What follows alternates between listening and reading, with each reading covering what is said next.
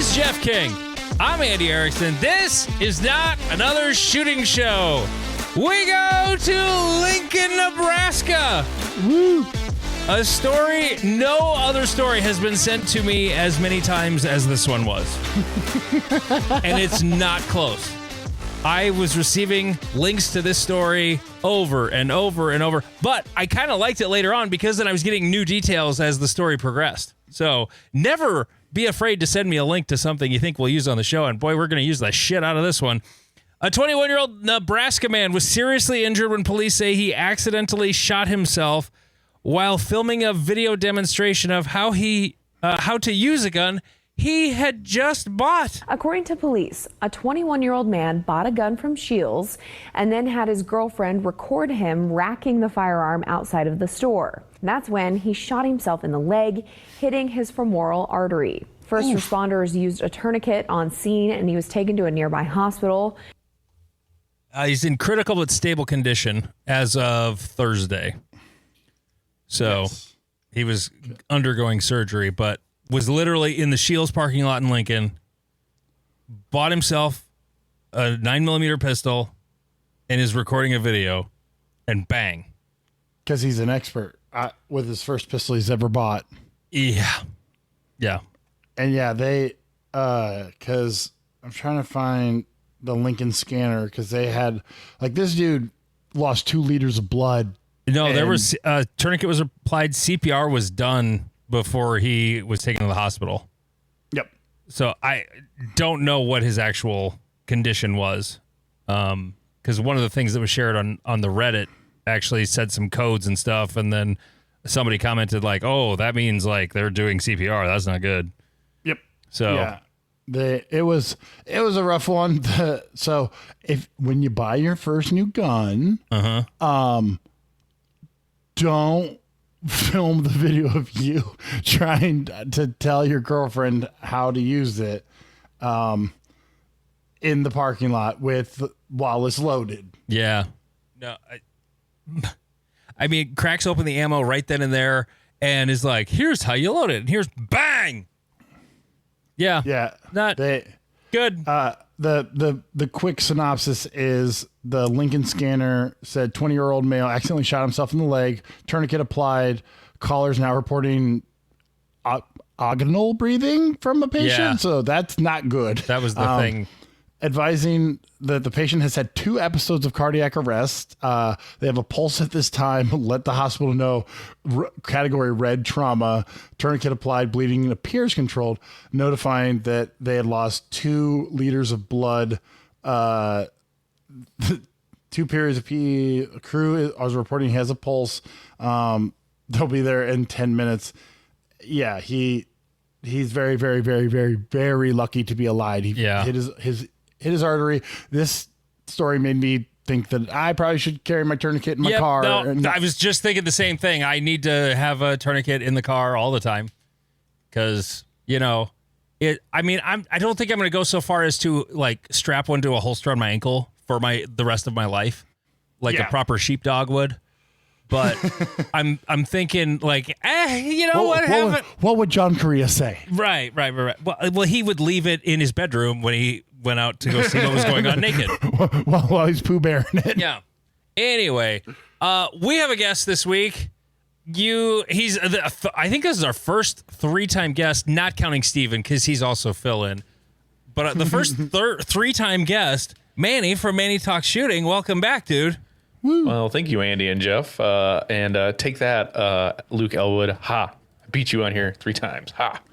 Has Luke been on twice, Jeff? I don't know. He seems to be my most reoccurring guest recently. Oh, I think we only had him on one time, and then did we talk to him at Cornhusker? We might have. He's everywhere at all times, all at once, or whatever that movie was called. Anyway, he's been everywhere, man. He's been everywhere. Okay. You should just make a map where he hasn't been. Yeah, it might be easier at this point. I have another newsy news story I kind of want to talk about. And before the show, Manny has no idea what we're talking about here. So if you don't talk, it's fine. But Twin Falls, Idaho, there was a shooting. Guy with an AR started shooting up and in and out on Saturday. And this is the first actual like news story from a typical news source and not just a meme on Instagram talking about the guy with the suppressed pistol that is allegedly an FN-57. There's other posts of this guy, if it's him, which it seems to be. And I didn't have the name. They didn't use the guy's name in this news story, but his name's been floating around on social media. He started returning fire at the shooter and I don't know if he hit him or anything, but he certainly did distract him from when he was shooting at random people near this In-N-Out. And one guy who was at a stoplight just outside the In-N-Out, when he saw the guy with the AR, you could tell he was trying to figure out where to go. He was just sort of like, where, what do we do? And then somebody in the drive-thru line with a handgun was shooting at him. And then the shooter started panicking and moving around more erratically. And I guess there was a highway patrol trooper started shooting back at him as well. So it didn't even take the cops actually showing up to start doing anything about it. It was just people there were starting to do things about it. The guy with the suppressed 5.7 allegedly looked like he was definitely like rounds were coming back at him because all of a sudden when he was like kind of taking aim from a long ways away, which he had a suppressor, which just made it that much more delightful to watch. But then all of a sudden he's like, oh shit, and he's like getting down and like jumping into the bushes and getting away from the line of fire and whatever. But so it might be that he actually got shot. It could be that too. No, so on RCCW, one of the stories has one of the best places to go for news. 100%. But a guy shared an update of Twin Falls shooting from a family friend of the good guy. His name is Jordan Salinas. Salinas. Yeah, that was the name. During the encounter, he used his FN-57, shooting anywhere from 50 to 60 yards away. Apparently, Jordan was shot in the high chest, and according to this story, like a fucking Chad, bodied the shot and continued to return fire before rendering aid to other individuals and evacuating them. He trains a lot, and this one's jerking him off pretty hard. If it's true. If it's true, because like the other side of the story is he didn't hit him at any, like he did return fire and bullets were flying in the other guy's direction, which is good. But he did not hit him. No. No. And the bad guy killed himself. Yep. They always do. Except for when they don't. Like the cop that rare. the cop that went into that private school in Nashville. Yep. Like that was one of the. Where he rounded up whatever Leos were nearby. And he's like, here we go. And they're just like hitting room by room by room by room. And then finally they realize, we hear shooting upstairs. They go upstairs and they kind of make their way there. He had the rifle, goes up and pop and done. Yep. That was the complete opposite of Uvalde. Yep. Yep. Because there's unfortunately a lot of videos of nothing happening. There's also an unfortunate number of videos and incidents where good guy takes down bad guy, cops roll up to guy with gun, active shooter, smoke good guy who finished bad guy. Yeah. And you're like, ooh, no. Because I'll be honest, when I first saw this, because the dude is in like jeans, like a vest and a cowboy hat. It's not even a cowboy hat. It's like some sort of a boonie hat, or I don't know. It's not a cowboy hat. It's flatter than that. Yeah. He looks like a bit of a character. He does. From a video game, Right. And so when I first saw the video, my first question is, why don't you get out and shoot him? Like, what is going on? Like, I just see a dude shooting by a car. Like, what's going on? And so it kind of goes back to reflecting on, make sure you know all of the details of what's happening before you start smoking people. Well, yeah, it's always important to know what the facts are of what's happening. I mean, when you see a guy with an AR-15 shooting at people in cars randomly, it's pretty easy to figure it out. But he looked like the type, like if somebody thought he was the bad guy, he could have very easily gotten shot. You know, Right, because he was returning fire at 50 yards away. Like if I haven't seen the dude with the AR and I just roll up and I'm like, dude in like cowboy looking hat, looking kind of weird as shit with a suppressed assault pistol. but the suppressor would kind of tell me not bad guy. I'm the complete opposite. Like, good guy to me should not have suppressor because good guy should have concealed carry pistol. And why the fuck are you concealed carrying a suppressor? No, but like the bar is much higher to get a suppressor than it is to get a concealed pistol permit. Right, but you know that. But if I'm rolling up on situation, Oh, like the average idiot. well, the average Joe or even someone with a little bit of knowledge, it's like most people aren't just carrying a suppressed weapon pistol No. with them at all times. And so I would be like, this dude showed up with that. He's not on the good team. Yeah, I wouldn't necessarily.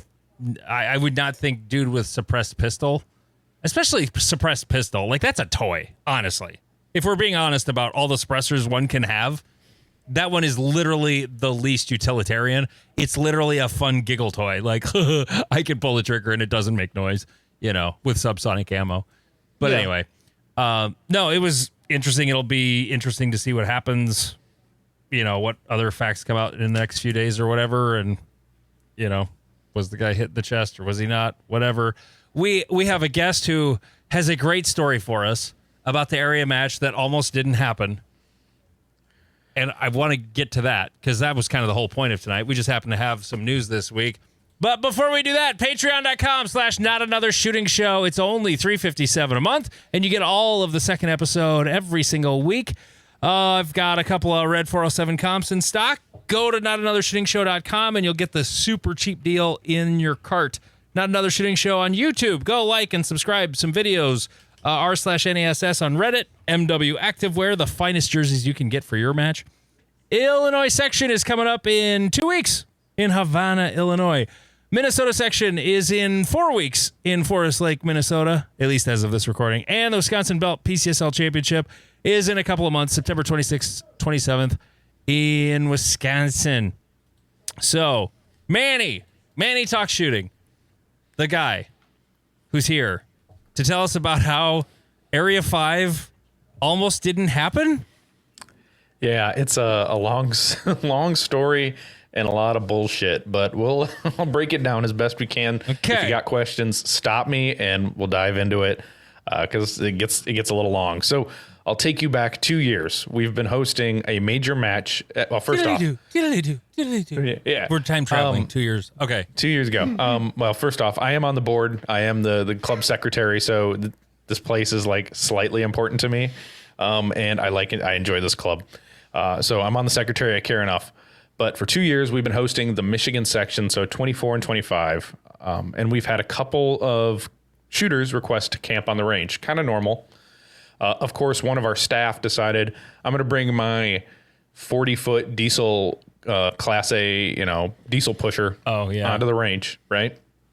And the only way onto our property is a county-owned bridge from the 70s when they originally put in this bridge to get us to our property because that was what they wanted to do. Originally, there was a road coming from the north into our property where they had easements and access off of these other landowners to get us in. In the 70s, they abandoned that. So we got to remember that for later in the story. The county abandoned the road. They didn't decommission it. So that's something important here. So last year, after we host the Michigan section, when he brought the camper again, we're like, okay, let's do our due diligence here and make sure this bridge is fine to do this. Over the years, we've had people come into our property with, to move dirt and make more bays, but they've always come in through the back, through the access through the farmer's land that is adjacent to ours. Because it seems like we've got a guy on the board, the treasurer, who he's a salesman, but he's got a Rolodex of names that you need to get a hold of somebody for something. He's got the guy. Yeah. Like you don't even get a hold of somebody. You call one guy and he's like, I'll handle it. It'll be done by Monday. Real quick, what is the name of your club? The club is Oak Hill Gun Club in Lyons, Michigan. Okay. Where we hosted the Area 5 match very successfully. But So we do our research. We go and talk to the county. And then, of course, you're talking to county officials. You're talking to the township. And, of course, you know, the townships have no money, right? They don't have any money for any improvements. And at that time, it's explained to us, right, the roads are maintained by the county, but they must be improved by the township, which is essentially ass backwards in my mind. The township has the least amount of money. Why do they have to improve the road or the, you know, whatever it is? So, and then the county has the most money and they just have to maintain the road. Very odd to me. So last year we talked to them. They was like, yep, you passed your inspection. Your bridge is good. But we're going to drop it down from 10-ton rating down to a 3-ton rating, which, you know, from 20,000 pounds to 6,000 pounds That's is basically a half-ton pickup. If it's a light half-ton pickup. Yeah, and not loaded with stuff. Right.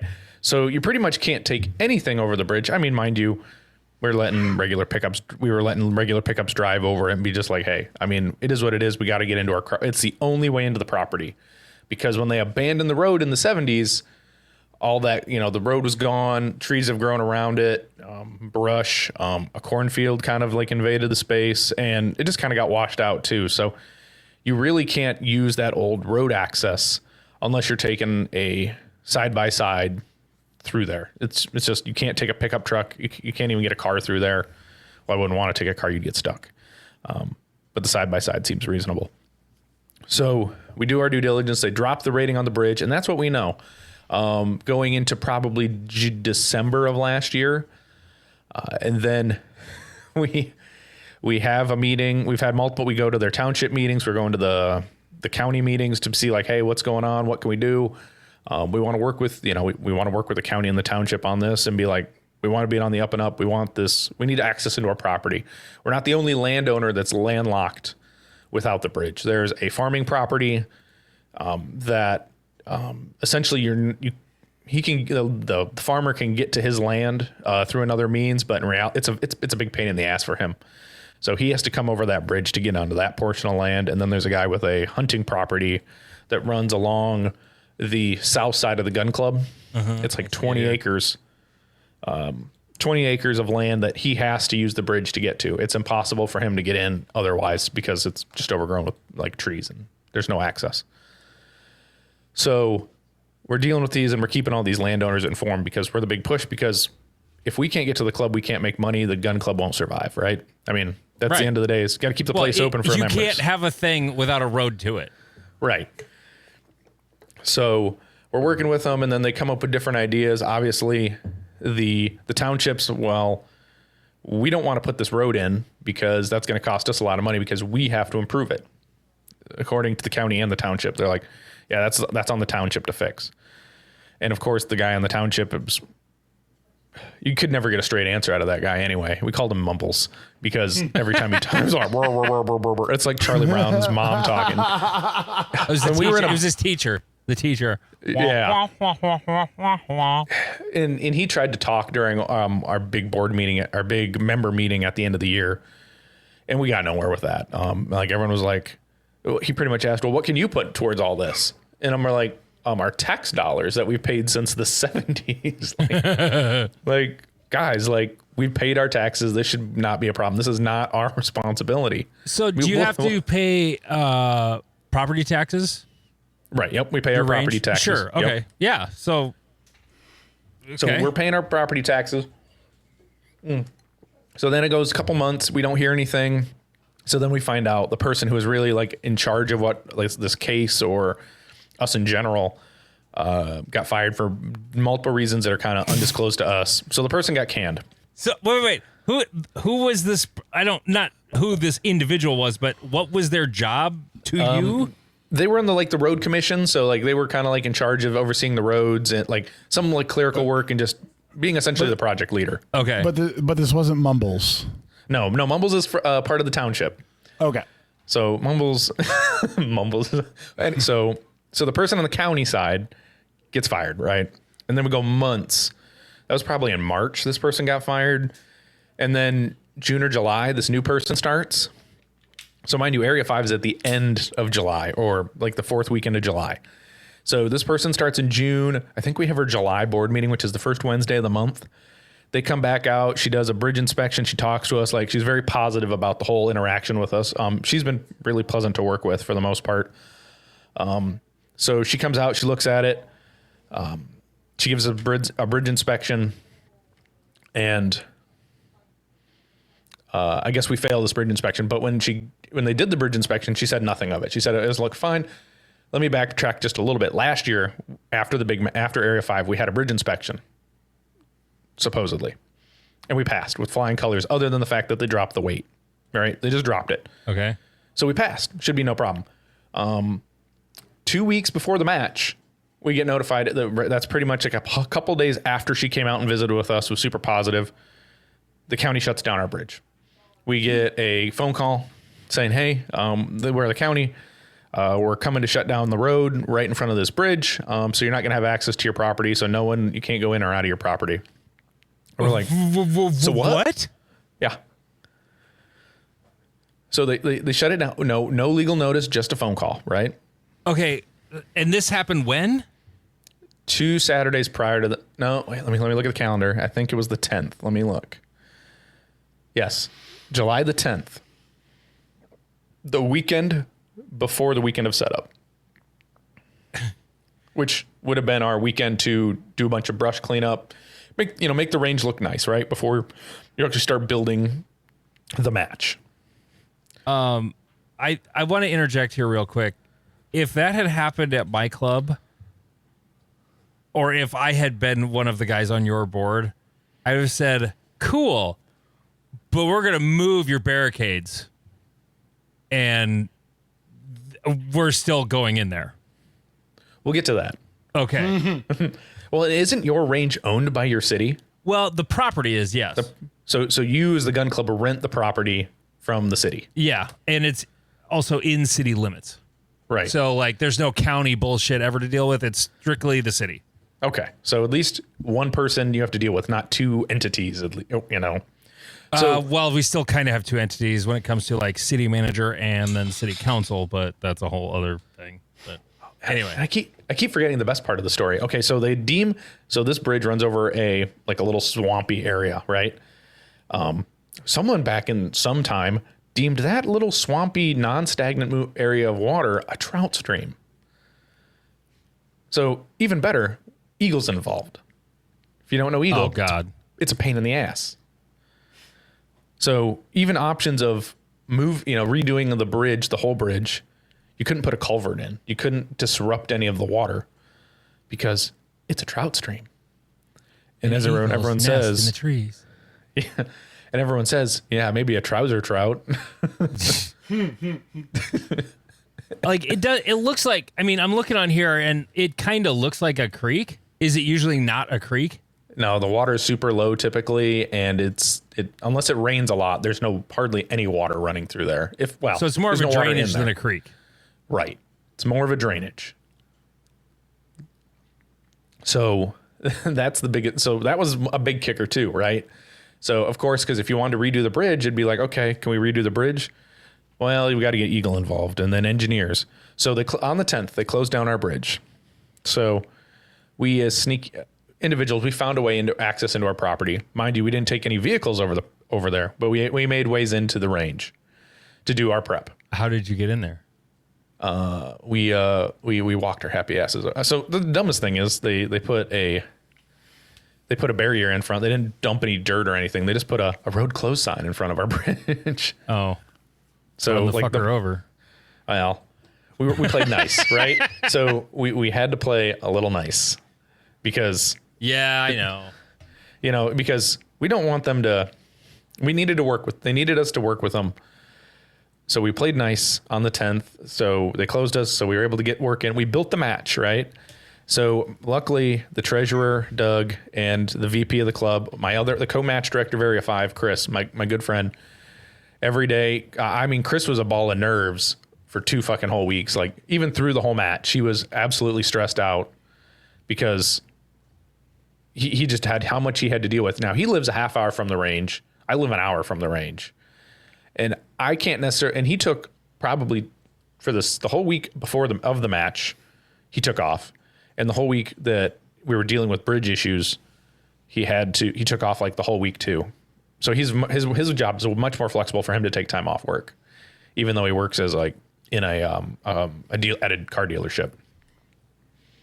So luckily he between him and our secretary, they managed through all the bullshit, and we had to get lawyers. Of course, so that cost us a pretty penny, because we didn't get a legal stay and say, hey, you can't use your property, you can't use the road's closed. We didn't get anything legally binding on that, right?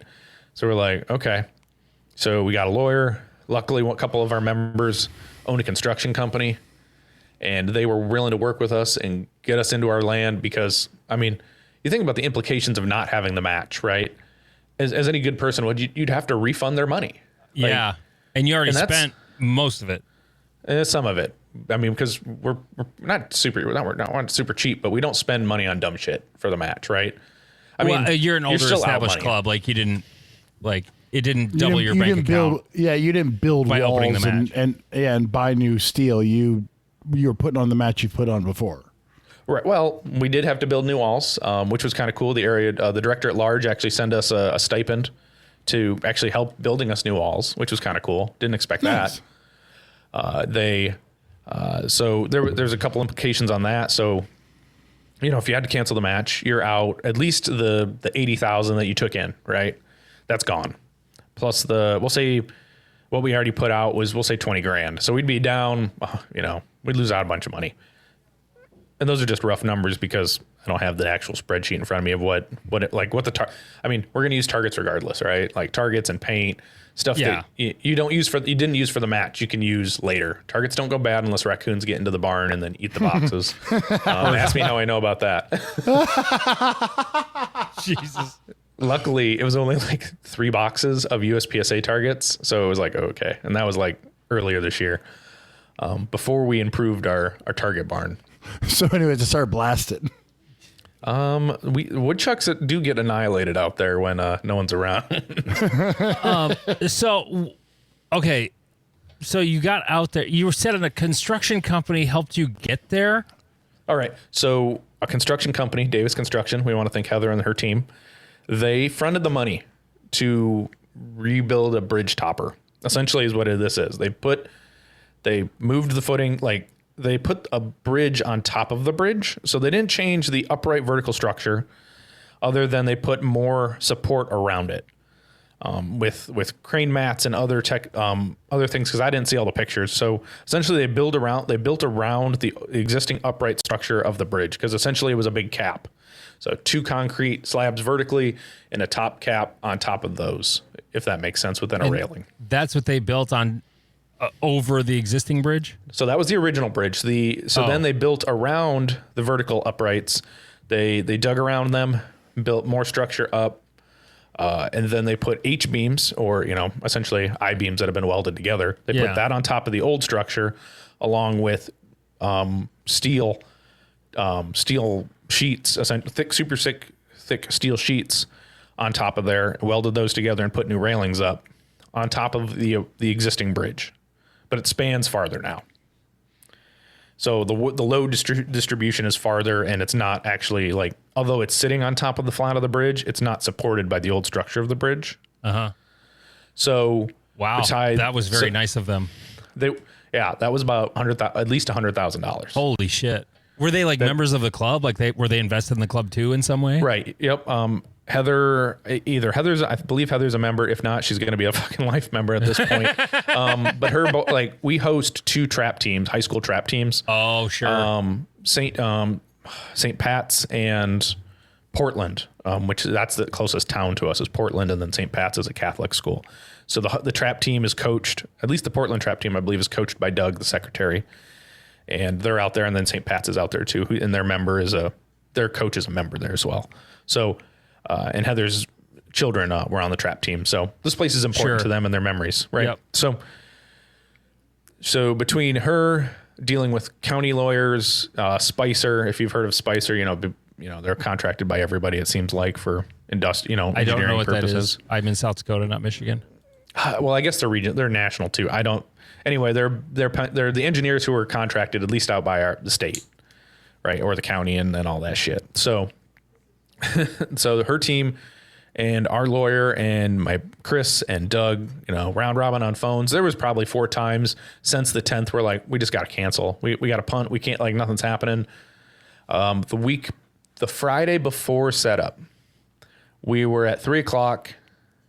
So this was Friday the 17th. This is the day before setup starts. At 3:00 and noon and 3:00, they're about ready to punt and say, yeah, this isn't going to happen. They're not liking any solution that, Davis Construction comes up with. And this is after they've already done the bridge thing? Nope. This is because they didn't start the bridge until the 20th. And the match was what? Like the 28th? 23rd. Jeez. They built it 3 days before the fucking match? Yeah.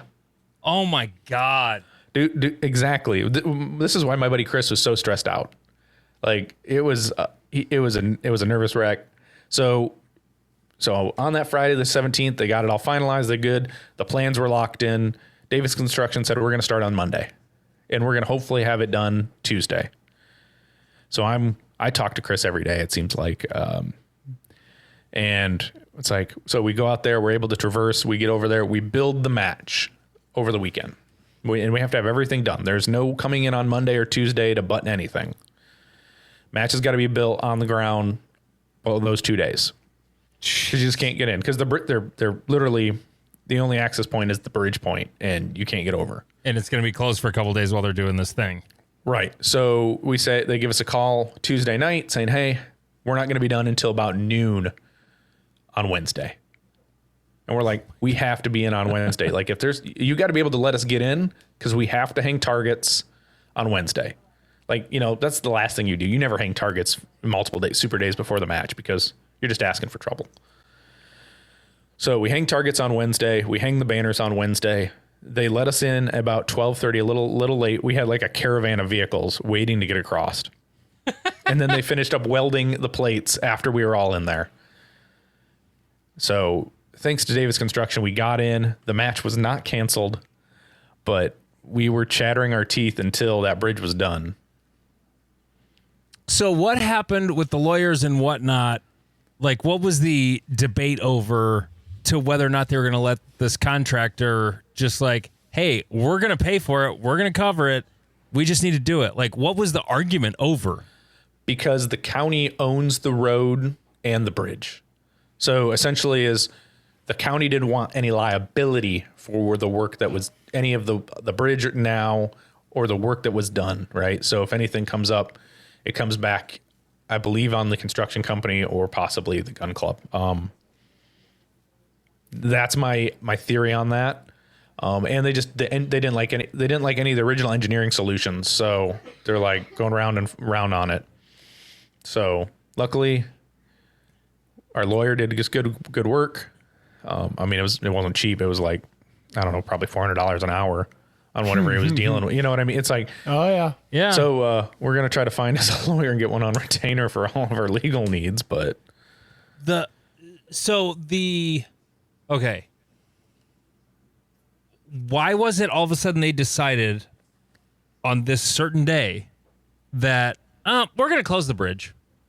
Well, like, what precipitated that? Like, oh, we did an inspection before. Was it on like another schedule of inspections because we downgraded it, so we better come back and check it in 6 months or whatever? No, they do a yearly inspection. We think I honestly think, Andy, is last year's inspection was pencil whipped. Nobody actually did it. Oh, so they didn't do their job. Honestly, the bridge should have been shut down then. And then we could have had a whole year to mess with it, right? Or we wouldn't even accepted taking on Area 5. well, yeah. It's like, so, yeah. So, and then they were like, well, we got to do something about it, right? Or because the person, and this is me assuming, right? So I don't want to take it as like gospel. I think the person who took over kind of the project and managing kind of like the scene, the new person who came into their role was like, yeah, we got to close this. But they didn't talk to us and be like, do you have anything big already planned going on? Like, they just like stamp shut, done, like. Oh, hey, by the way, we're going to close your road. Right. And like, just no, hey, how's it going? Oh, good. What's up? Hey, we got to close the road to your place. What? See, I told you this was a good story. Good hell. My favorite part is the construction company coming to the rescue and just basically saying, well, yeah, go ahead, give us the liability. We're going to build the shit out of this thing and it's going to be fine. Yeah, exactly. They took great care of us. I don't know if I think they were a little pissed at me. I was told as I drove over the bridge, I rolled my window down and I said, thanks all for your hard work. Obviously, you know, they're jaw jacking and leaning on their things as we're going across now. But they're like, I don't know if they think I'm being an asshole or something. I'm like, no, I appreciate it. I truly appreciated these guys busting their hump for 2.5 days to get this bridge done and be able to save this match. But I think they were tired and ready to be done with this project. Well, and summer construction work is usually scheduled well in advance, you know, depending on the type of contractor. And if they're capable of doing bridge work, I'm guessing they do a lot of government work. So their crews are spoken for and doing things all over the place. So the fact that they even had people to come over and do it was kind of amazing. Like, yeah, I think they had a crew of 6 or 7 there working on this. I mean, it's a little gravel road bridge. It isn't the most, you know, it isn't the biggest project they've ever done, but yeah, they saved their bacon. Oh man. Are there any, I'm trying to envision what this even looks like. Are there any pictures anywhere? I can send you some. I got to get them from the treasurer, Doug. He took some really decent pictures with his phone.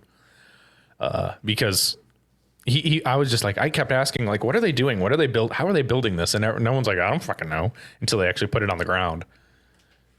But like I said, Doug, our treasurer, is super resourceful. He knows people, right? Like, he's like, if they would have let him just put down crane mats and called it a day, of course they wouldn't, because there's no engineered spec on it. Gotta love engineers. You know what I mean? It's like, he would have had that done over a weekend. Like the weekend we set up, he would have had those dropped off and been like, boom, we're good. But wow. And so then Area 5 happened. Yep. Area 5 happened. It was a fairly smooth match until the match was over. I just heard about this the other day. Yep. We should have, in my opinion, this is my personal opinion, not the match's opinion or the range master's opinion, or I don't know, right? So there was a target that was, and I got some more emails today on it from the CRO of the stage, which a trusted friend that I've worked with many matches, like never personally worked on a stage, but since I've been in part of matches, like he's been a staple in this area. So he unfortunately didn't take pictures of a stage. CRO is number 1. Take a picture and a video of your stage, right? I don't care how big or small, like you should always take a video. And never assume that your ROs are 100% capable of swapping targets without you doing it with them, especially when you've got a very green RO. And I think the very green RO decided to pull a no-shoot off, which you didn't need to pull the no-shoot down to swap the target out behind it. No, you don't. It was stapled properly behind, like the no-shoot was stapled to the sticks past the bottom of the brown target. Right. So you didn't have to pop, you only had to pop the top staples of the no-shoot, not take the whole no-shoot off. And because he didn't have reference and he didn't tear down the targets, the CRO didn't see that there was a no-shoot. And they only worked that stage for half a day because it was usually they shot Thursday afternoon, Friday morning as staff. And then it was Friday afternoon, Saturday morning was one flight. And then it was Saturday afternoon, Sunday morning flight. So he had only run 7 squads on that stage before the no-shoot disappeared. So lessons were learned. And nobody caught it or mentioned it until Monday afternoon to anybody, long after arbitration was probably 24 hours over. Yeah. So the range masters, in my personal opinion, I would have tossed the stage because staff and some of the match shot with the proper target presentation, and then the rest of the match didn't. So, I mean, more people shot it without the no-shoot than did. So, in my personal opinion, I would have tossed it, but the range master said, it's far past arbitration. We're going to keep the stage. I mean, in reality, it just kept them to would have more people have plugged that no-shoot if it was there? Probably not. Maybe a few. But it didn't change the fact that the people who won the match in their divisions still destroyed people by 50 points at least. I mean, So- was anybody in contention in those first 7 squads? No, not after they had shot. No, like so. Aaron Edens was there. Jacob Hetherington was there, but then they all shot those stages under the same conditions, as well as like everyone who shot the last flight. So the ones in contention shot it the improper way, but at that point we let the range masters decide, and I think even one of the range masters reached out to Troy, and it's like, well, it's far after arbitration. At some point, where do you draw the line? Right. I think something like that, though, when it just comes down to tossing a stage, it's very correctable. I think in a case like this where it is well after arbitration, and I mean, until people start looking at various people's videos on the internet, I'm guessing that's how this was discovered. Like, hey, that guy's video has a no shoot on that target. Mine doesn't.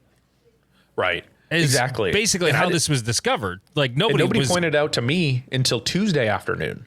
So You're the fucking match director. yeah. Well, so I call up the other match director and I send him the videos. I'm like, did you know about this yet? And he's like, yeah, I knew yesterday. I'm like, thanks. Like, guy. Bruce would have told me. I'm confident Bruce would have told me right away. Bruce would have fucking thrown a fit. And he would. Right. So then like people are bashing. No one publicly came out and be like, oh man, he's a piece of shit. Nobody came out and said, it's his fucking fault. I mean, at the end of the day, the match is turned over as soon as Hammer fired at, as soon as first shots go, right? It's the Range Masters match at that point. And nobody noticed it when the target disappeared. I shot the match Saturday, Sunday, because the other match director thought, like, do you want to shoot with your guys? I'm like, yeah, I wasn't even really planning on shooting my match. From the beginning, I was just like, well, this is going to be crazy busy. Like, I'll be the guy to sacrifice not shooting, right? Then he's like, do you want to shoot with your buddies on Saturday, Sunday? I'm like, okay, I'm not going to say no. Yeah, that's what Bruce did. He shot Saturday, Sunday with some buddies. I shot during staff. And that was actually kind of great because then while he was shooting, I just kind of although while he was shooting was when the wind came up and fucking wrecked everything. So it was a little a little less fun during my shift as the on-duty match director, but he didn't have shit to deal with while I was shooting, really. But yeah, if you've got co-match directors, I don't think there's a reason not to do that. Right. But I would have preferred if my homies would have shot Friday, Saturday, I would have felt much better. But it worked out because we had our staff banquet offsite on Friday evening. So not shooting, the Friday, Saturday flight was fine because there was still a bunch of prep to be done. And one of us was like the other match director was offsite getting the banquet hall prepped. That was about 15 minutes away because you couldn't host staff in our we had 80 plus staff, and I can't thank them enough for working so hard. But we wouldn't have fit them all in the clubhouse. We could barely fit like the 40 we had at section last year. So we found another conservation club 15 minutes away, and we rented their banquet hall for $100 for the day. It was awesome. Speaking of co-match directing, how was it? Because have you been a match director solo for like a section or whatever? Yep, I did. I was in 23, the Michigan section, at another gun club I was a member at. Okay, so working with another guy, how did that work? And do you think it worked well? It worked well 99 or 95% of the time. There was some things I wanted in the match, like logistically, that didn't necessarily happen because he's a little bit old school. He's been running matches for 20 years, which it's the quote, you hear it, this is the way we've always done it kind of thing. And I'm not okay with that sometimes. Which is the dumbest reason to do anything. Right. So staff prizes, right? When you take care of your staff, typically what he loves to do is everyone pulls a raffle ticket out. I call your number. You get to pick your prize. I hate that. It takes fucking forever to do staff prizes. Yes. So Just do the drawing ahead of time and hand them their thing. Well, there's that. But I really like at staff banquet. We would still draw down in Ohio. I help run matches at the Cardinal Shooting Center, like their major level 2, level 3 matches, and other than nationals, because I'm fairly reliable. I do my thing. I do my part of the team. Like I'm usually an assistant match director. I don't have a lot of power, but I have a power over my thing, right? which works. So we like to do it when we do staff banquet down there. Everyone gets a raffle ticket. We draw your name. We draw your number. You come up, but someone is handing you something, right? So it's kind of all random and blind. So, you get like they'll pull the optic, right? Like it's a Vortex optic, and then they call your number and that's what you're getting, right? Yeah. So you could get an optic, you could get a gun. Like there's, it's drawn and then they draw your name or your number, which makes things so much fucking faster. You just have to get someone's ass out of the chair to go pick it up. Mm-hmm. Instead of, you get to pick the table, you get to walk the table. Now, I wasn't going to walk the table, but I guess my wife pulled my ticket for me. Like she grabbed her ticket and my ticket, and I'm like, I don't know what I want. So I pull an RCBS cert, $250 for RCBS. And I'm like, what am I going to, so I don't know if you guys have done Area 3, how you did Chrono, if you did baggies or you pulled them right there at the stage. We've been doing that in Ohio for years, pulling it right off your belt and off on the stage of Chrono.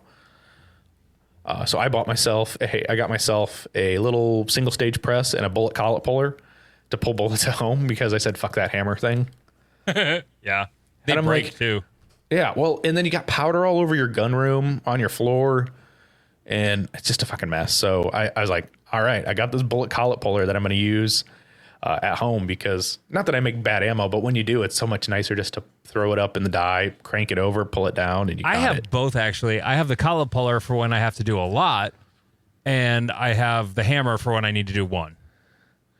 Oh, yeah. I just have mine bolted down to the side of my press that's not in the way of anything. Like on my bench, my reloading bench, it's off on the side corner. So it's super quick and easy to access. And I only ever load 9mm, so. Okay, but like working with a co-match director, were there clear delineations of who was doing what? Yep. So I was in charge of sponsorship, and I was able to ring in. I know, Andy, you hate dealing with sponsors. Oh, take a guess. God, you're a saint. Fuck. Take a stab at how much value I brought in from sponsorship. $1 gazillion.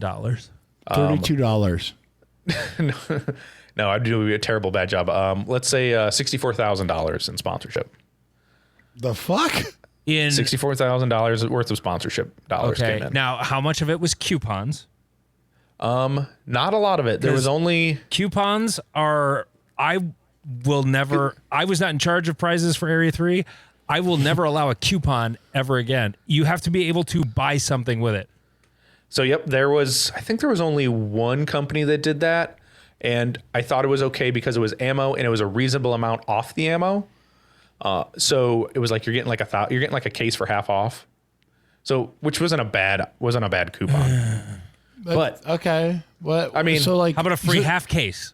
Did you give away a car? No, we gave away the Miata. Just kidding. Oh no, I love that Miata. No, I don't think I'd fit in it though. No, I did have to loan Luke my PCC though because he left his gun belt at Multi-Gun Nationals. Yeah. I saw that. My gun run like a top though. As it should. So it should. And it was a free parts gun off a prize table. So everything was somebody got something. I mean, there was always the scraps that people don't want, like Red Hill Tactical holsters for Jeff's needs for his Taxport 2s. Yeah. But I mean, there's always going to be the thing that nobody wants. I mean, Jacob Hetherington pulled a prize and he got a Targets USA paster device, the little crank things that I had some of those that Jason Woods at Targets USA made me with my logo on them and in like my neon green color. He's like, which he was rocking a paster dispenser at the match. He's like, I'm going to be the best professional paster there is out here.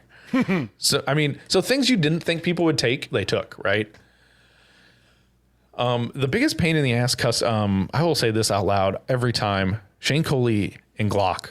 It's Shane Coley's fault. Shane is a pain in the ass to work with. Let's go. Let's go. Same thing in Area 3. He's like, oh yeah, I'll sponsor in your email. Hey, I need this by X date. And you get the certs after the match is over. No. I sent them an email on Monday before the match and said, hey, you need to overnight these now because I need the matches on Thursday.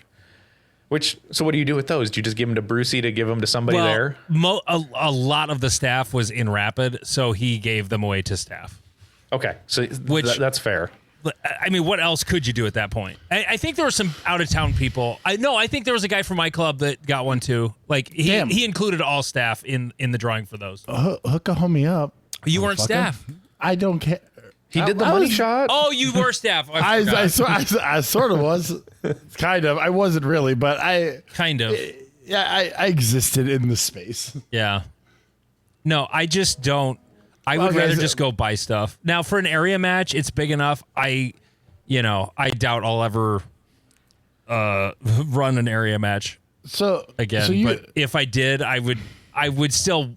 You kind of have to, because like you get sponsors calling you when you're running an area match. That's a big difference. Because there's 8 of them.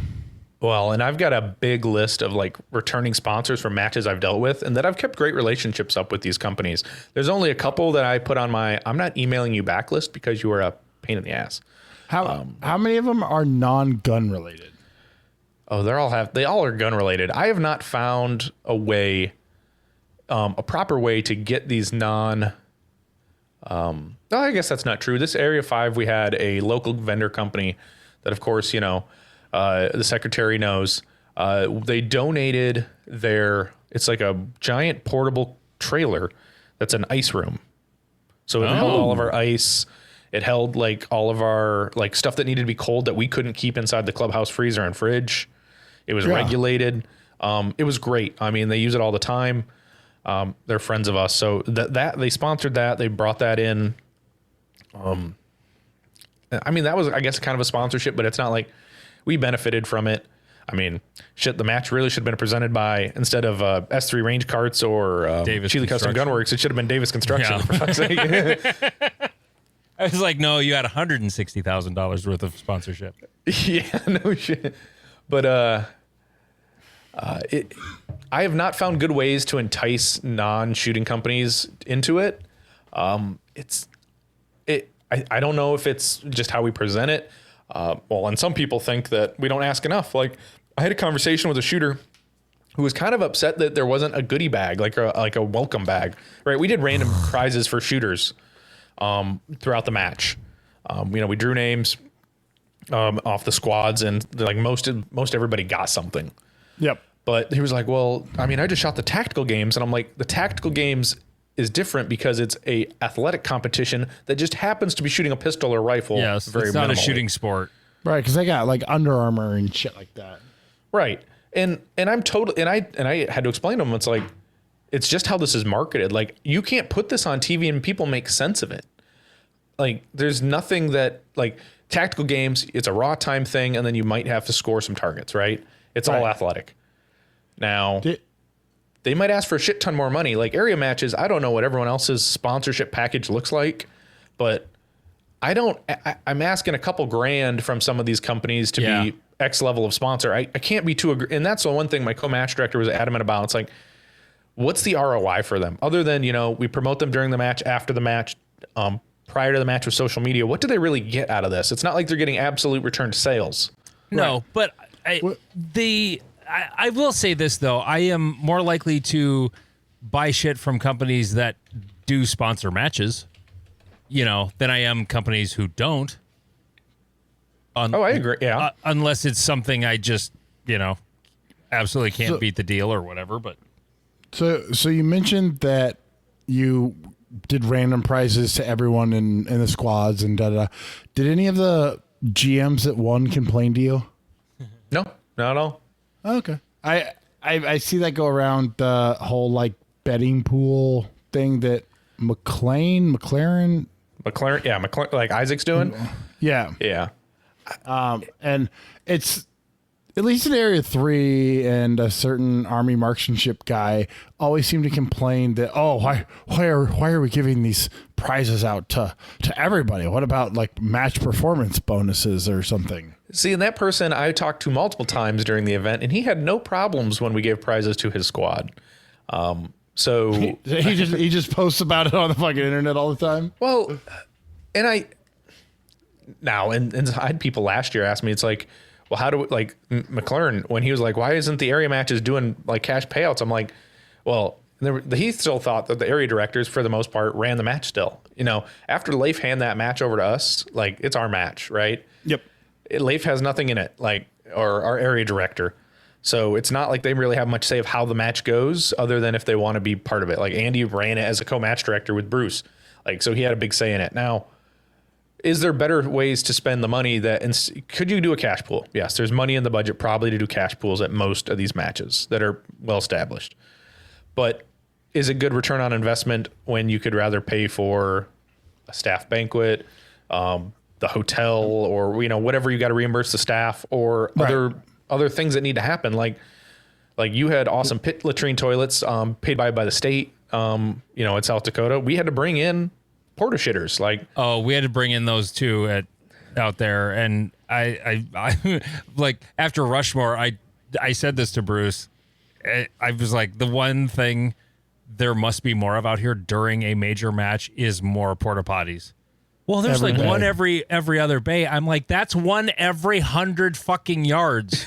Yeah. It's a long way to get to anywhere you can take a piss. I had to piss so bad while we were on the stage. If there wasn't a 14 and a 12-year-old girl working on my stage, I would have gone to the corner to take a piss. I had to go so bad. You would have inspected the berm. I would have been inspecting the berm between squats because it was that bad. Like, that is a thing. Now, my range is more compact. I don't have to get more. If I needed more, porta potties are not that expensive. You know, you could put 6 in the middle and you'd cover most of the people that were at the match in Canton. Manny, how many of your ROs do you think were like A class and above shooters? A class and above. Yep. Out of the 80, I'll say about 20. Oh, nice. Maybe 30. I mean, That's a good ratio. We had a bunch of masters, GMs. Like, these are the guys who are local guys who all shoot together. Yep. We convince them to work the match because it's like, hey, it's our home club. It's your home club. You should be invested in making sure this match runs Jeff, without. It's your home club. You should be invested in making the match go. Jeff barely shows up to locals now. What are you talking about? No, he goes to all the locals. I will be there next year. This was the first year that I hadn't worked it. But yes, it's good to hear that your club is able to get that high percentage of the higher caliber shooters. Do you find that helps with scoring or in like running the stage? It does. But there's also things that people see, right? A big help in this is a GM, Skylar Davis. You know, he helps design stages at our club. It's his home club. He runs matches at our club. He has good views and opinions. Some things, it's great to have Skylar there, and I appreciate it. And he was the big push that we had the guys on his homie squad work the match. Now, I embedded myself on their staff day squad, and I officiated their hold at staff day squad. Okay. Because I wanted to give them the best chance to perform than having to, the other match director wanted them to perform well. Go ahead. I have a joke. So we did this. I can't wait. And they appreciate it. They thought they were going to have to run themselves. And I'm like, but they also had like John Vlieger, Joey Sauerland, a high-end level PCC shooter on the squad that, and another GM CO, like top 10 CO shooter, from the match, all shot on that staff day squad. And it's like, I can't expect you guys to still staff your squad with 5 people plus have 6 paid competitors on your squad. It just doesn't work because you're passing things off and you can't perform well. And then you're just going to be pissy. Not like anyone was. You just perform worse. Right. 100%. So Area 5, did it sell out? Like we were sold out open? in 8 days. 8 days. Damn. 8 days. Did any shooters comment to you that like, oh man, you know, Joey Sutherland or Vlieger or anyone was there? Like the GM made them sign up? This match is just like, we built a reputable major match for the past 2 years at this club.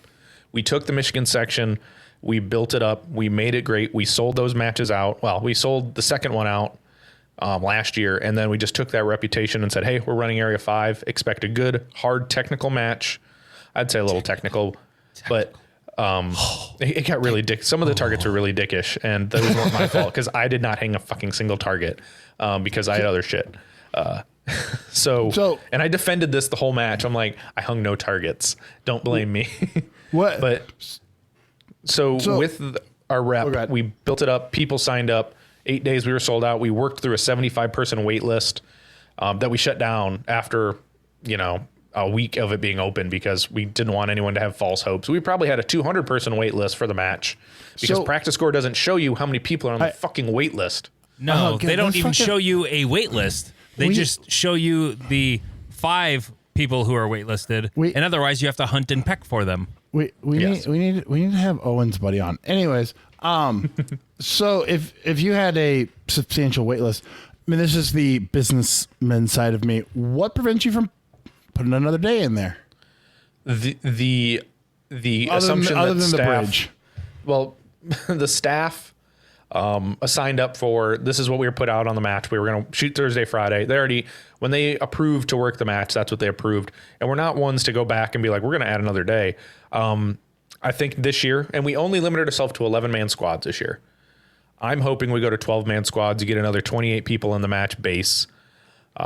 And maybe we possibility of looking at adding that extra flight if we run it next year. Now, mind you, we don't want to commit to anything right now because this bridge is not a permanent bridge. Yeah. Yeah.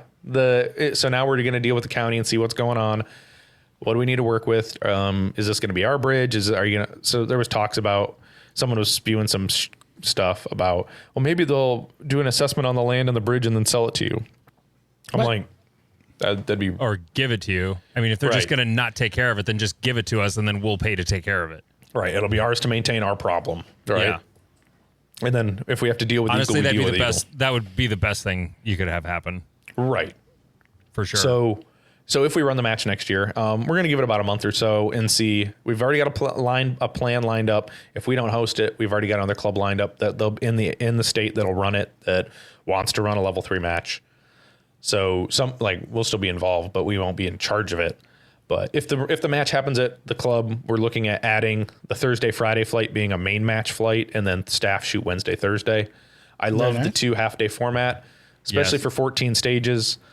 It's a lot. Nice. It's a lot in 2 days. It's already enough. It's two 7-stage locals, and if you should try 16. Yeah, that's a little spicy. And you did double days at Area 3.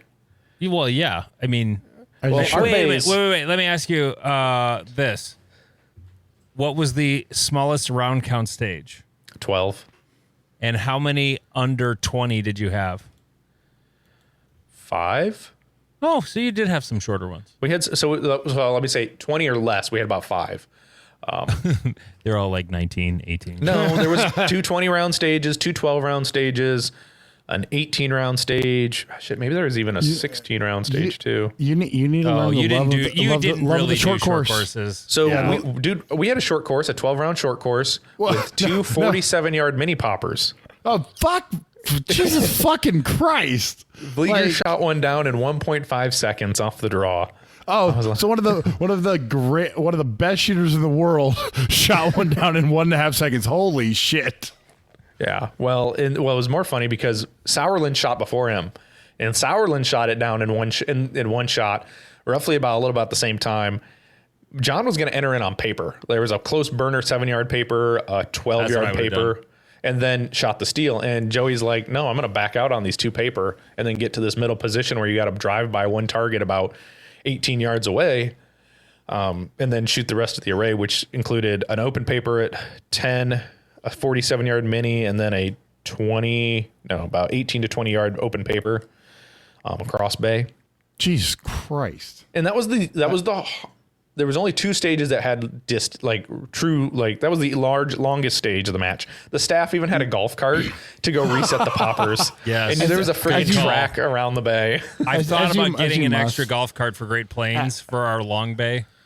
I will just say that I wish you could come down and learn the joy of the short course, because what you're describing is not the short course. A short course is you gave up targets to have long shit. Yeah, like a 6 to 12 round course that average targets is within 10 yards, and it's still fun. Like you can have one longer. They don't have to be short, distance wise. They don't technically have to, but you don't have to make it, oh, I shot this target at 7 yards and now 50 fucking yard mini popper. But that was the biggest accuracy test. That was like truly like that was the whole test of that stage was how confident are you on your sights on shooting down these poppers? The paper was, I mean, it wasn't no joke to shoot the paper. They were all open though. Like, so there was nothing difficult about those paper other than the poke that they might be at. We did have a 12 round stage that was strong hand only. One shot per. And I think everybody loved that stage the most, honestly, because the time was relatively nice. Everyone had a relative same time.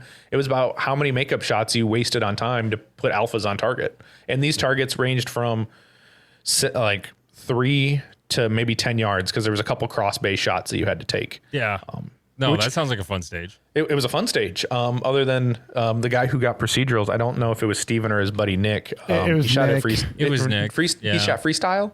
So he shot a freestyle. According to him, he was helping Steven with some medical issue, and when he walked up, no one told him that it was strong. He missed the stage brief. Yeah, he missed the stage brief, and there wasn't any written stage brief anywhere. So why didn't he tell the range staff to? Hey, I didn't catch the brief. Will you read it to me? Like. The shooter has the right to always be read the brief. Don't just be like, oh, I missed it. Like, well, right, because the rules say it has to be posted, and if it's only electronic, then you just put a paper copy and staple it to a fucking yardstick in the ground. Right. Well, and so they had a paper copy, and it must have been on the stage staff's table, right? So there was the shooter table and their shade, and then there was the staff table and their shade. Maybe next time, and of course, nobody ever, and I should have printed a second copy on all those. I had to print a couple extras because they changed them and they hand wrote them on staff day. So then we fixed them for main match. Right. I should have just printed doubles of everything, laminated it and stapled it to tables. And then there's your brief. Right. But the best way I've ever seen that done was actually a race gun last year at SUPS. They on the shelter, they stapled up the stage brief, like on the shelter, out of the way of everybody, like in the back of the shelter. So you're basically, if you were walking by the bay, that's where you had to be to see it. So you're never under the shelter, getting in the way of people who are on the stage. Like if you're just walking stages while the match is going on, you can read the stage brief and you're not bugging anybody. Right, exactly. And it was fantastic. Right, and we did that at Ohio for Buckeye. We had signs. We saw it from PCSL.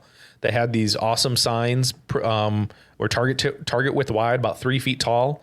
And they had like stage sponsored by so-and-so, the match logo. We loved that. So we stole it.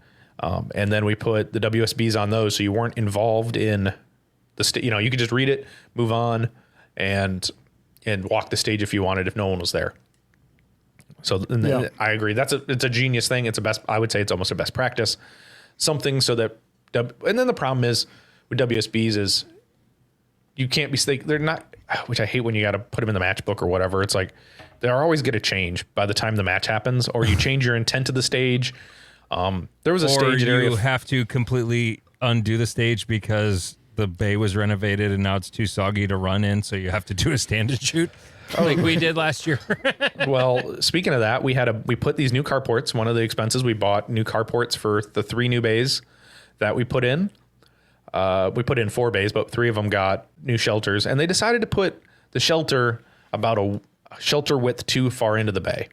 So the only stage that I designed got shrunk by 10 fucking feet, and it changed the whole stage.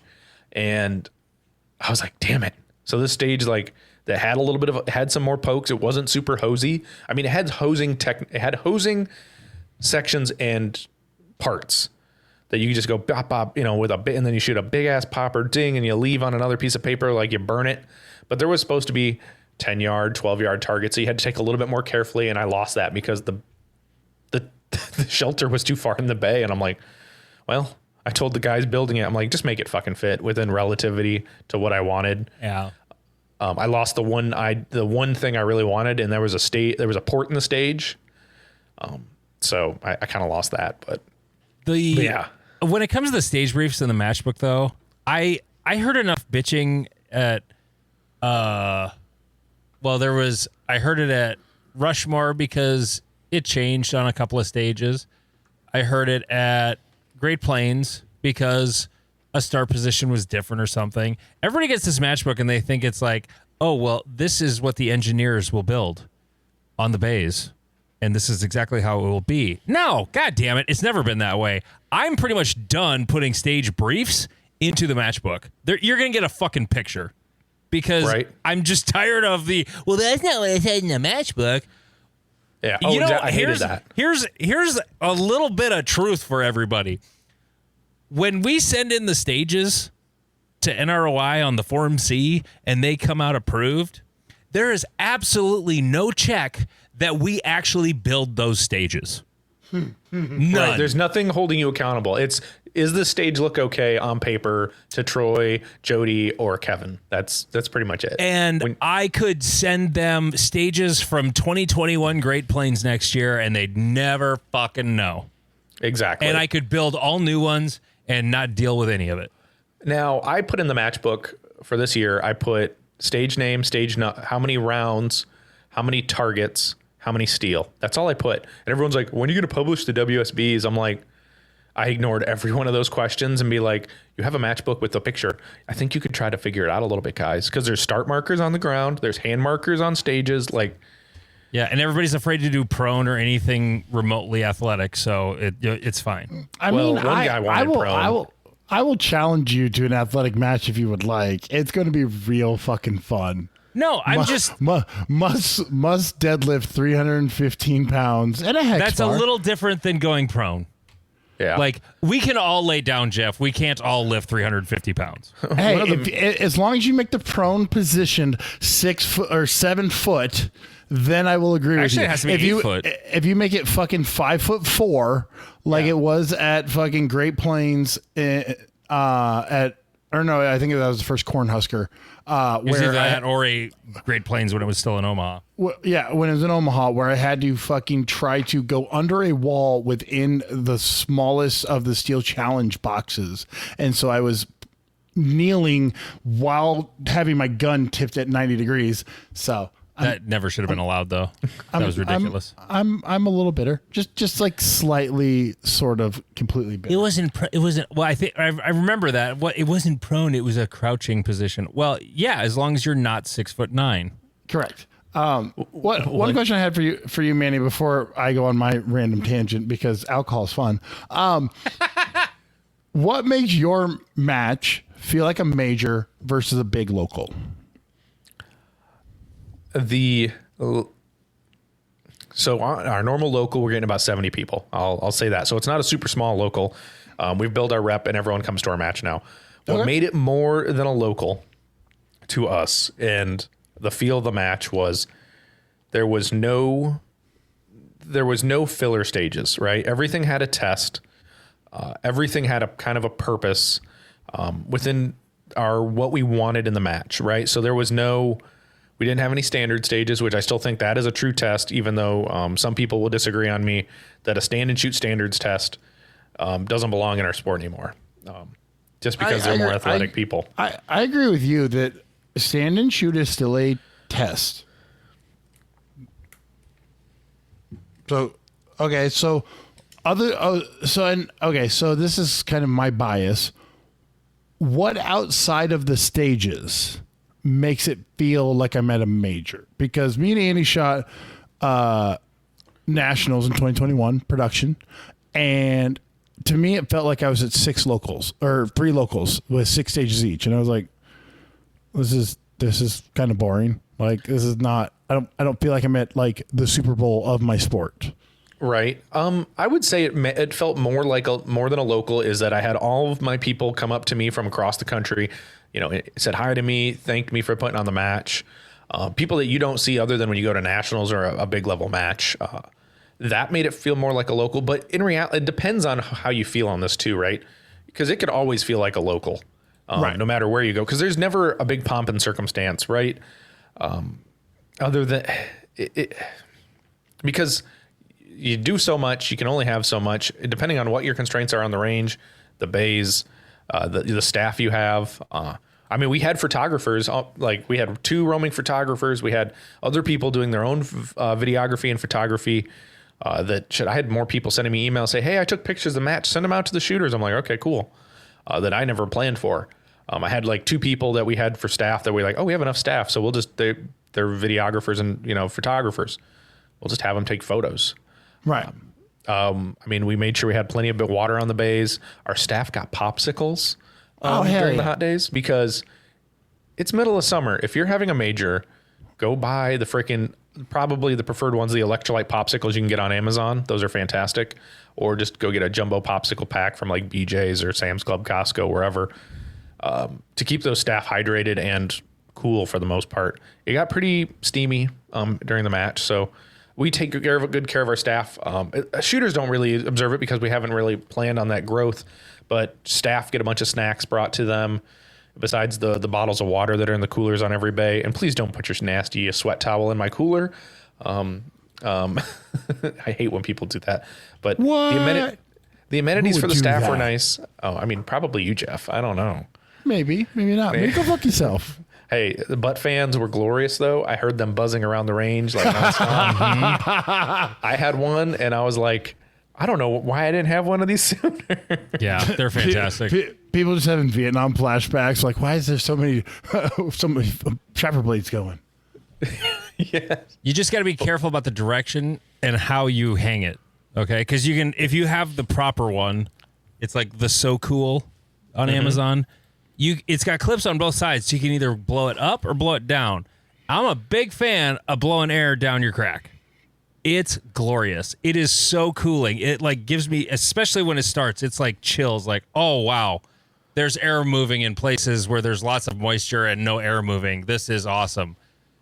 But you could also blow it up your back and say you have a cooling towel on your neck. Yeah, that's just dripping down your back. However, and you blow it up. However, you must do this outside the waistband, not inside the waistband. Yes. Because if you blow it up your shirt inside the waistband, you're blowing basically dingleberries up to your face. So yes, you have to do it on the outside of your band. Yes, you must be OWB if you're blowing up. If you're going down, you want to be IWB. You need to do an informative video on that for butt fan users. I think you're right. I should do a video on proper butt fan use. Or Craig Oakenfuss. Hey, Craig, you want to do that for him? Yeah. Well, he's the first guy I ever saw with one. Like, we talked to him about him a lot. I think we kind of popularized them, but I heard about it from him. So yeah, he swears by him. Yeah. How hot was it during Area 5? It approached the mid 90s. Pussy. Yeah, it's not so. It's not a. Was it 106? Was it a wet heat or a dry heat? Oh, it was not dry. It was sticky. It was humid. Was there any breeze at all? We did get some breezes, so they did get lucky, but they didn't last very long. Okay. Now we were lucky. There was enough. There was shade when the clouds covered the sun. There was a little bit of shade. That's good. That's good. What was the heat index, do you think? Oh, I couldn't even tell you. I'd have to look it up. Probably about the same as Rushmore because there was like no humidity at Rushmore. Plus the wind was blowing hard. It really wasn't that bad. If you just kept drinking water, you were fine. Yeah, it was 100. It was hot. I mean, actually, the bays were bad because the bays would just get cooked. All that rock in there would just get cooked by the sun, and it was so hot. Like if you've ever walked on like field turf, like a football field or a baseball field, when it's just not even really hot. I mean, if it's like 85 degrees, that shit is like 95, 100 down there. It just absorbs heat and radiates it when you're on it. And that's kind of what the bays felt like. Was just, ugh. It's just like I'm walking on a heater. At Area 5, we had no rain for about a month and a half. Like the range was crispy. Oh, everything's dusty and the grass everyone's is dry. And then everyone on a fucking golf cart hauling ass. Yeah. Blowing down. And then, so you're just covered in dust. Like my bag will never not have my range dust. Like the one best thing we have at home is like a cheap hand, like a battery powered blower from like Milwaukee. Or I think this one's actually Craftsman because it was super cheap. And it came with a battery and the charger.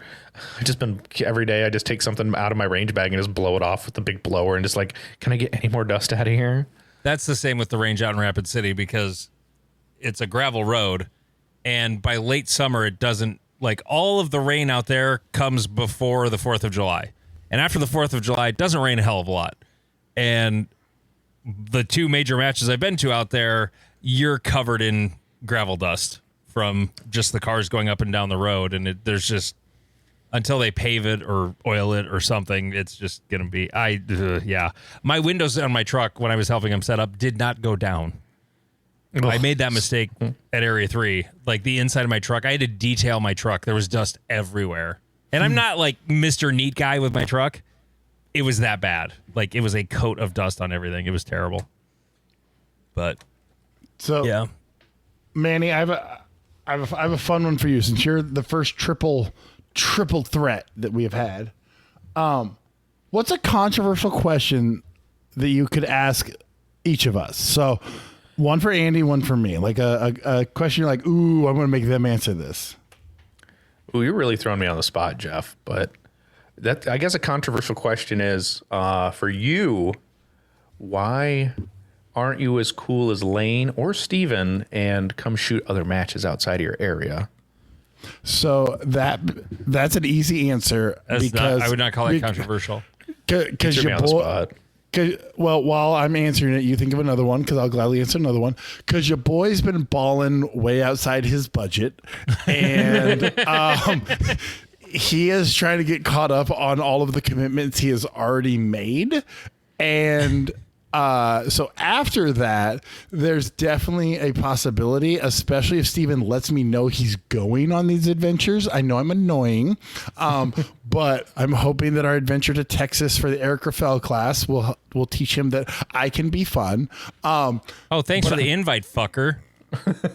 It was a, hey, pay this $1,000 like now or the spot gets taken was the message I received from the guy hosting it. So, yeah, I just paid my money and was like, all right, fuck it, we ball. So, and then it sold out fairly quickly from what I think I understood. But they sell out rapidly. It's insane one. Oh yeah, this was a like, hey, I'm being a bro, letting you Omaha boys know about this. If you about this life, it needs to be like right meow. You know what? He could go on tour, like in the States. Like if he just did a North American tour, he could sell out classes all over the U.S. You think about it, 12 to 15 dudes, $1,000 a pop. Yeah. Bank. Yep. So I did find, 100%. I have another controversial question for you, Jeff. Yeah. When are you going to give up the shooting and go be a full-time LARPer? So that one's actually more interesting because my boy that I'm going to China with is I didn't know about the China trip. Oh my God. This is the first time hearing about it. Again. Why doesn't he shoot in other places in Area 5? Because he goes to Thailand, Croatia, and China. That's why. All in the same year. No. Czechoslovakia, Germany, Latvia, Estonia, Lithuania, possibly Switzerland. That's the end of this year. China's next year, followed by Slovenia or Slovakia. I can't remember. It's one of the S's, but I've seen castles, so I don't care. That's how and my boy that I met at the LARPing event that I went to goes around and does lots of LARPing and historical reenactment and yada yada yada. Anyways, he was a exchange student in China and was like, I'm gonna go visit like where I was an exchange student in China. And I'm like, that's cool. He goes, you want to come with? I'm like, you're fucking bright. So I might get adopted by some Chinese unks, smoking cigarettes, drinking Chinese beer, and playing mahjong. Is that the Chinese one? Yeah, I think so. So that might happen. I sent him a video of us go. I was like, "Ooh, do we get to take a train?" It was some travel influencer talking about like a first class thing on a train. Can you go to the iPhone factory? Yes, and 100%. And my boy, I said it to my boy, and he's like, "No. We're going on a 22-hour standing room only, playing mahjong and smoking in the back of the caboose, and getting adopted by unks. That's what we're doing." I'm like, "Let's fucking go!" And where all the Hollow Suns are made. Yes. Ooh, if I go to the Hollow Sun /SRO Vortex Loophole Factory. SROs are made in the U.S., aren't they? Trijicon, they're all U.S. made. That's why they're more expensive. Sure. So they say. Yes. I mean, yes. I thought, or are they lying? I mean, they say they're made in Michigan, but I say bullshit. Oh. I believe that they've received some assembled parts in Michigan. I believe that they put the battery cap with a battery in it in Michigan. And that's where they're assembled. It was assembled. So that is why I do not venture outside. And okay, I'll actually give a USPSA answer about it. Is that I love the sport, I love the people I meet in the sport, but as someone who has had a few years of very heavy major, a lot of majors in my schedule before, they don't fill my bucket.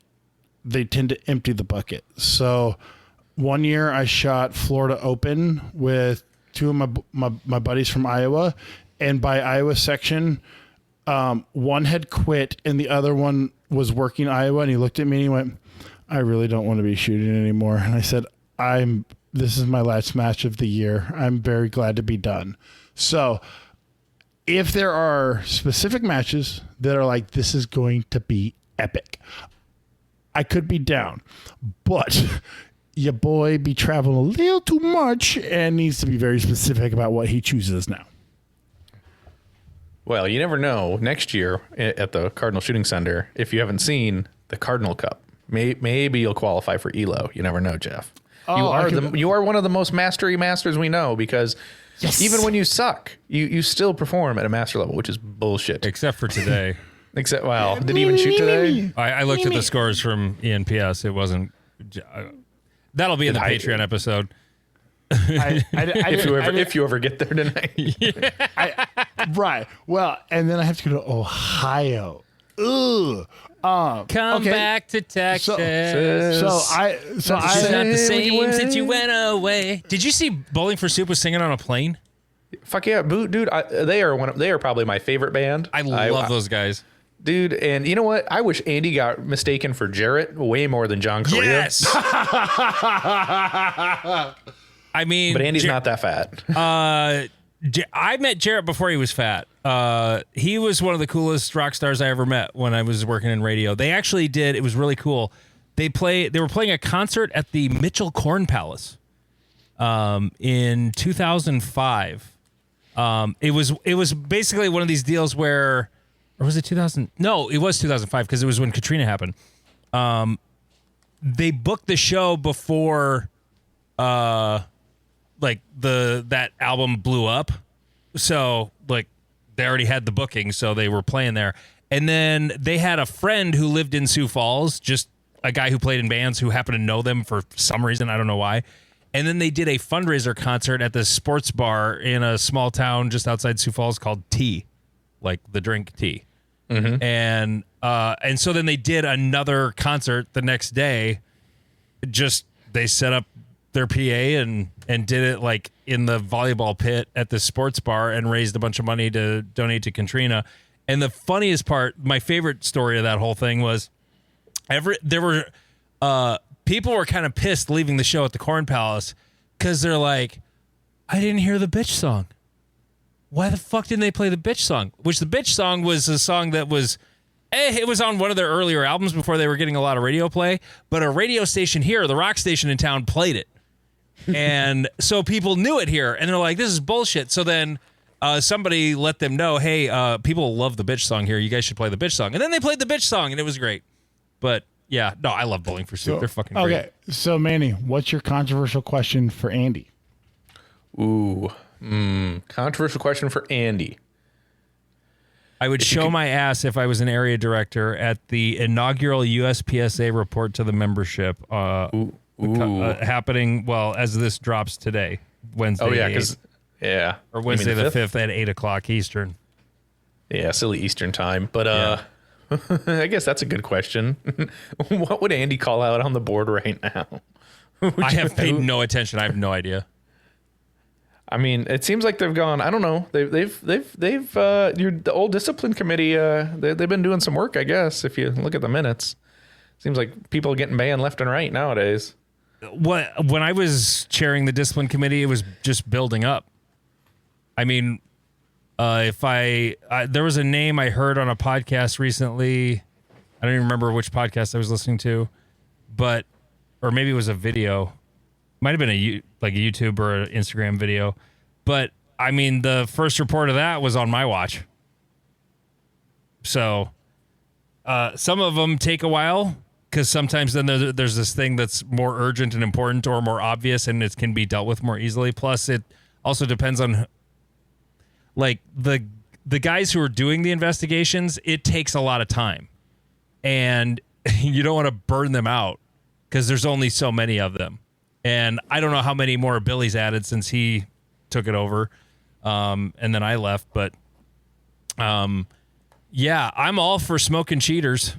You know, the tablet cheaters are the worst, absolutely the worst. And if you change your score, you should be gone forever. That's like the worst kind of cheating. Stuff that happens like in matches, yeah, deserves suspensions. Permanent smoking, probably not. But, you know, outside of like the, you know, Paul Hendricks back in the day where he was plus twoing people as the RO, like that was terrible.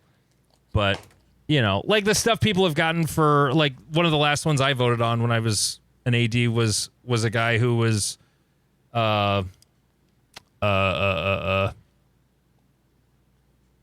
like gaming the system, like got himself DQ'd, you know.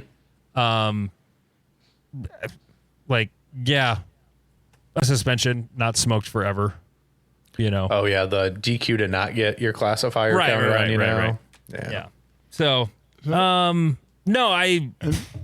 there's basically every time one of these votes comes up, there's like, okay, if you think about it reasonably, whatever, and then Russell's gonna come in and go, fuck them all, kill them, take them out of the sport, they should never get to play again ever. We should take their birthday away. Their birthday is basically his take on anybody who ever did anything ever. And so like when I would make recommendations on what the discipline should be, I would make it knowing that was going to happen. So I would under recommend, right, knowing like, it was going to get over recommended. So I was it was like horse trading, basically. Yeah. Horse trading discipline. And you know, there were times where I actually did agree with him. Like, yeah, no, okay, yeah, for sure. But then there's other times it's like, oh, okay, whatever. Yeah. But so Manny, what question could we ask you to elicit your controversial opinion you've wanted to say, but no one's asked you the question as the host of Manny Talk Shooting? See, I'm not spicy. Like, I mean, What? I'm not spicy, dude. Like the drama. Like, I observe. It goes in one ear, out the other. I'm here for the fun and the bro times. I'm here for maybe the shooting. But I'm not controversial. Like, I'm not spicy. I'm here for the lulls. Okay. What's your most brotastic situation that you've had in the last month? All right, so we're shooting Did you Area just 5. ask him if he's gay?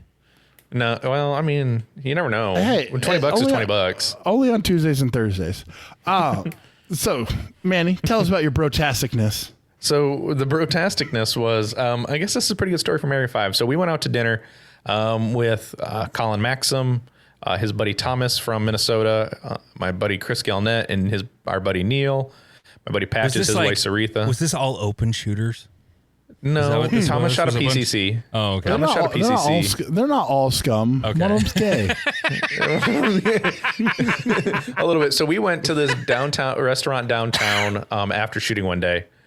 And we're sitting outside in the patio because it's the only place this place could seat us because we had a group of like 10. And it's a fancy bougie steakhouse, right? So your minimum plate is like, the sides are all a la carte and they're family style. Oh. The steak is like minimum like $60. Yeah, it was. And Colin is a bougie. If you ever go out to with Colin Maxim for dinner, you can't go to a chain. He's like, nope, no chains. So we got to go to some off the wall place. It was actually really good. It was recommended to me by our buddy Alex Bakken, member of our club, helped run the match, running a stage. But so we went there and we're sitting down, we're enjoying ourselves. My buddy Dan and my wife Annette were there. But so we all sat down. There was a group of 10 of us. We were outside. Maybe half an hour into our meal, or like we were eating apps and drinking.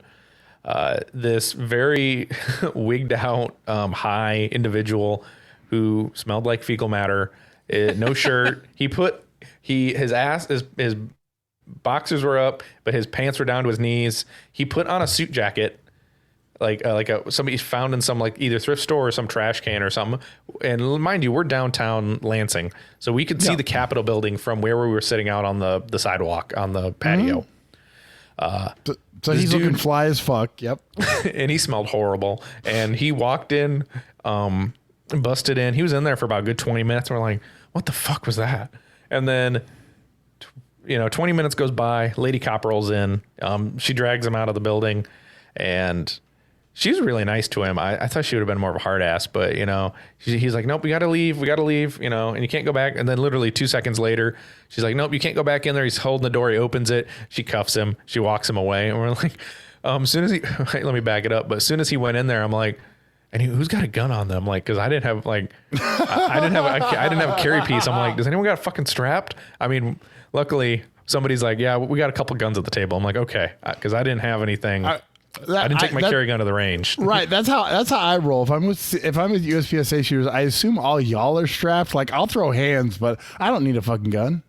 And she took him down. She was nice. They walked him down the curb. And then of course, like 5 minutes later, the EMTs, paramedic guys were there. They rolled in late, of course. And she walked him down to her car. And eventually they took him off in the paddy wagon to probably the hospital to go get detoxed or whatever. It's no point of locking him up because he's and I guess our waiter who's like a main waiter there, it's like, yeah, he comes in about twice a day. Yeah, I'm like, get a bouncer for fuck's sake. You give him 2 hots in a cot or 3 hots in a cot. You're like, oh wow, we're really punishing this guy. Man, I hope he never does this again. Yeah. Before we finish, I want to ask you a pointed question. Would you recommend running a level 3 to anyone? If you've got the team to do it. If I was in the same position and I was all by myself being the match director at Oak Hill Gun Club and I was the only point guy, I had to do everything. No, not in a million years. You've got to have you can't do everything. No one can. Like, right. You do have to have a team, but I mean, if there's people who are probably gumption and they want to run a level 3 area match. I'll tell them it's a lot of work. It's a lot more work than I'm really willing to put in. I still did it. I put all the time in. We got it done. There was nothing that I slouched on that made the match terrible. But there's a lot of work and a lot of time, that you're not, you're putting in extra 40 hours a week, maybe some weeks when it gets closer to the match. And you're like, I don't get paid for this. You really got to do it for the love of the game. And wait. There's another question I was going to ask. Did you pay yourself? No, I did not pay myself. I did take the same opportunity as the staff package, but I did stay at home. So I traded sleeping in a hotel, which was half hour closer than my bed. I stayed in my own bed. But I feel very strongly that you're wrong. I don't think I agree with you, Andy, after listening to you talk about your matches. You are 100%. I 100% agree. The match director should absolutely pay themselves something more than the staff package. You absolutely earn it. I'm not saying launder 12 grand out of the Area 5 budget. That is not what I'm insinuating. He's saying 30 grand. Like, if you're going to do it, fucking do it. If you're going to do it, go big. Yeah. No, but like, I had this conversation with, and it really, my opinion on this really materialized when I ran Area 3 with Bruce, because Bruce was like, well, no, I'm just going to give myself the same thing as everybody else. I was like, no. And that was like, I'd never really told anybody, like, yeah, I would give myself a couple $100 extra bucks running Great Plains than everybody else got, but I also did like way more of the work. And it's a couple $100. It isn't that much. And I'm like, no, Bruce, you and I are each going to make 500. That's what's going to happen here. Right. And we absolutely fucking earned it. Right. Well, right. And the match budget was like fucking $70,000. Like, it's fine. Right. As someone who owns a business, you still were not paying yourself enough. The amount of bullshit that you can deal with. Yeah. Like questions about stage briefs. What time does the range close? What time does the range close? Oh, yeah. Fucking shut the gate, motherfuckers. I don't know. You should check the match budget. Right. You should all get fucked. match directors and staff do not make enough, but to charge enough to pay them would make a lot of people lose their fucking mind. And Well, I agree. Because 100% honest, every match director should walk away with $5,000 in their pocket. Every match director, they can $5,000 would be like 40%. Well, not 40%. It would have been like 25% of the Great Plains budget this year. right, Or but not quite that. But Like Great Plains was a 35%. Great Plains was a 1-day match. This is true. Yeah. So if you ran a 2-day plus a staff on Friday with competitors, $5,000 is not that much. If you think about it, say you spend a whole year planning it, right? And spending a whole year. I mean, I don't disagree. Your logic is not bad on that, Jeff, right? If you think about it, $5,000 over a 12-month period, you're making nothing on it. But Like how many hours do you think that you put into, and you found $64,000 for your match plus the 80,000+ that it took in as a match fee, but like how many hours? Well, he didn't find dollars. He found He found shit sponsorship. at cost. He found sponsorships. Yeah, I know, but it wasn't $64,000. Whatever. fuck, I wish. Wouldn't that be great? Yeah. Just Right? get cash like that. How many hours do you think you put into shenanigans? Not counting the lawyer fee, the construction fee, and Well, they all the didn't other have to pay things for that. that started this conversation. He's paying the lawyer fees. Oh, Lawyers, the lawyer fee. I meant the construction. $450 an hour, motherfucker. They bill you every 6 minutes. I know. I would say probably on average, if I'm going to bet, you're looking at probably 12 hours a week on average, right? Leading for a whole year. Some weeks were more, some weeks were less. So it's probably 12 hours, like I'll say safe 12 hours a week, not including the bullshit conversations that you have tangentially about things. Yeah. So you're looking at 600 hours for this match as a co-match director. Yeah. Well, but also, So if I paid some you of that. $10 an hour, that's $6,000. I'll say this though: the more you do it, the easier it gets. Once you build the formula and the team and the plan. Yeah, like it's- running Great Plains next year is going to be cake. It's going to be the easiest match I've ever run because I discovered a better process this year, and it was already the easiest it's ever been this year. Next year, it's going to be so much easier. Right, because you're going to build the match and then leave everything on the bays that you can, tweak it, and then your build is like done. Yeah, and there were some guys at our club match the other night that were like, that club match the Sunday before Great Plains was like the best match of the year that I shot. I was like, really? It's like, well, then they were talking about club matches, but like, yeah, it was not even close. It was like, well, yeah, we also had. Basically, I was in major match stage design mode, so I'm taking all the props from those stages, rearranging them, and boom. So it was pretty easy to make something cool out of them. But match directors absolutely deserve something. And if they get themselves into a situation where, if say I was like, if Keith said, hey, Andy, you run Area 3, and I'm like, okay, I'm going to run it. Like, and I'm not given like a location or anything. It's just like, it's up to you to make it happen. Okay. Well, I'm probably just going to do that in a more business model than I would otherwise, than I would through my own club or like someone would through their club. It's a little different when it's through a club. But if I'm renting a club and doing all the things, like, hell yeah, I'm going to pay myself. Right. Yeah. And that's true. Like, And when I you think don't that's have. fine. There's nothing wrong with that. Right. When like for your club or my club, right? So we're on the boards of these respective entities. Yeah. When we're bringing, like, our care is to bring money back into our facility. Like at the end of the day, is you got to have money left over to keep the place going or do an enhancement project, pay for bridges or property or whatever. Yeah.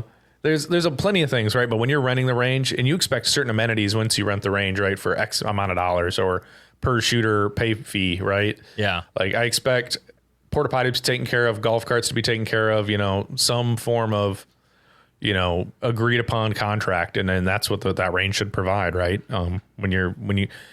But when it's your own place, it's a little different. You can play it a little more loosey-goose. And it's easier. yeah. You know, that's the thing. I would hate to have to like rent someone else's range because I'm used to being able to just call up golf, NB Golf and go, hey, I need 3 golf carts on the weekend of May 18th and 19th. Okay, Agreed. cool. And then, wait, I'm going to get a 4th. Popper Resetters are getting a golf cart on stage 10. Okay, cool. I haven't done that yet, but I might next year. Who knows? Well, especially if you're going to put a long one out there in the 100-yard bay and you're putting it out there and you add the staff to do it. Like you have the one guy driving, the one guy picking up the steel and painting it. Like if you have the bodies do it. The other thing you do is you put the young skinny dudes on that bay and then you don't have to rent a golf cart. they're still going to be gassed by the end of it. And think about, as they should, they No, they were rotate. gassed because they were trying to put T-tops on a Trans Am that had them off when the rain came. Oh, jeez. Cutting their feet on brass when they took their shoes off. Lord.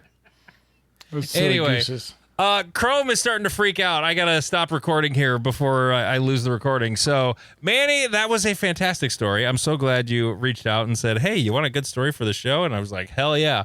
I really appreciate you doing that, man.